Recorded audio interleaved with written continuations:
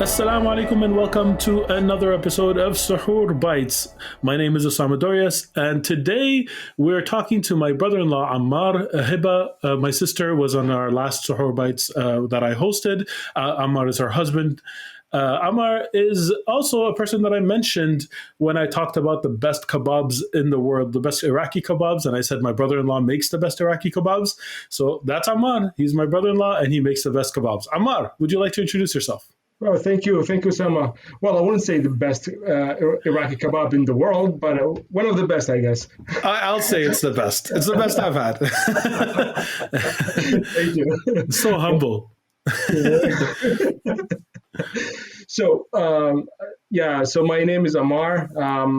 I do the famous kebabs.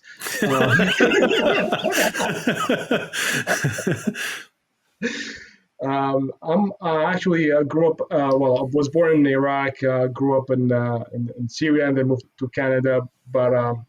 And then moved to Ottawa. And from a Suhoor perspective, my memories is basically one of my memory is sitting with the family before moving to Montreal for work. Remembering the Suhoor time where I told my siblings and my mom and dad, say probably this is going to be our last Suhoor together, gathering around this on the table. You also have a really big family. I mean, we're 8 kids. We were 10 people. Yes, and yes. So And we're 8. Yes. I'm like you. I'm the eldest one. Yes.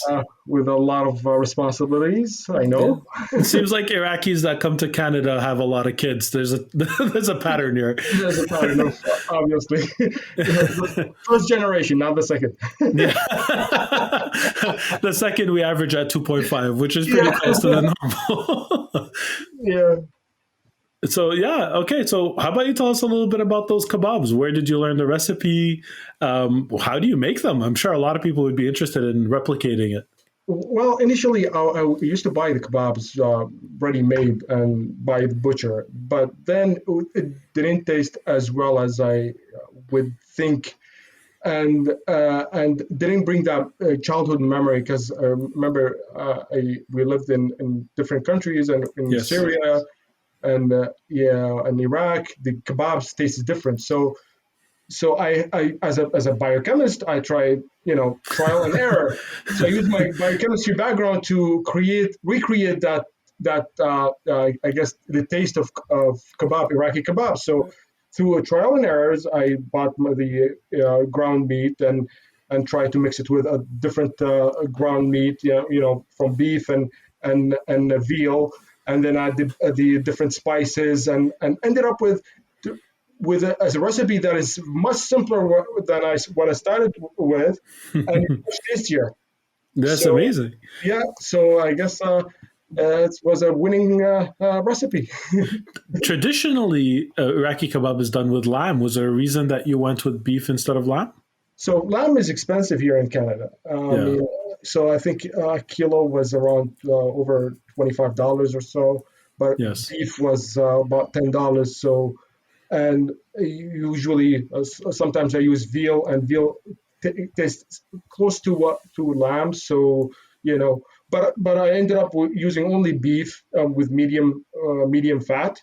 Mm-hmm. Which recreated the taste of that fatty taste of lamb, especially with the onions and the spices, simple spices.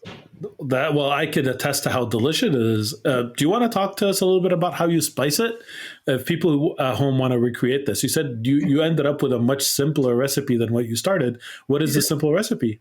So the simpler recipe is one kilogram of medium fat ground meat. Mm-hmm. And then mixed with finely chopped onion. And the secret is making the onion as watery as possible, so as juicy, but finely chopped until it becomes like a smoothie. And then 1 tablespoon of salt, 1 teaspoon of black pepper, and mix homogeneously until become one you see one a mixture that is you can't see the distinguish onions from the meat, and you grill them, and that's it. But that's the simplest thing I could imagine. That's incredible. Well, I can attest to how delicious they are, and so could my weight and my girth. So, um, Yes, so yeah, that's it. Thank you very much for joining us, well, Ammar. We really appreciate it. Now everyone knows who the man behind the legend is, and they pleasure. can recreate their own kebabs. And that's it. Ramadan Kareem and Salam Alaikum, everyone. Ramadan Kareem to you too. Assalamu alaikum. Salam.